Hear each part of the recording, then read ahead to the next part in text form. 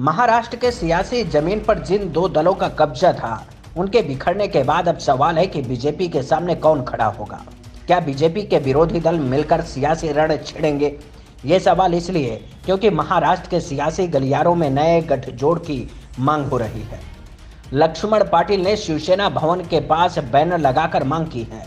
उस पोस्टर में उद्धव ठाकरे, बाला साहब और राज ठाकरे को एक साथ दिखाया गया है, जिसमें लिखा है कि बीजेपी के खिलाफ दो भाइयों को साथ आकर मुकाबला करना चाहिए। तो क्या महाराष्ट्र में परिवारवादी पार्टियों पर हुए प्रहार के बाद एक बार फिर से बाला साहेब का परिवार एक हो जाएगा? क्या बीजेपी को ताकत दिखाने के लिए उद्धव ठाकरे और राज ठाकरे हाथ मिलाएंगे? क्या सियासी रणभूमि में दो भाई बीजेपी को चुनौती देंगे? क्योंकि जिस तरह से परिवारवादी पार्टियों में अपने ही बेगाने हो गए, उससे साफ है कि महाराष्ट्र के सियासी धुरी में बीजेपी की पकड़ मजबूत होती जा रही है। बीजेपी जैसे चाह रही है वैसे महाराष्ट्र की सियासत को टर्न लेने पर मजबूर कर रही है।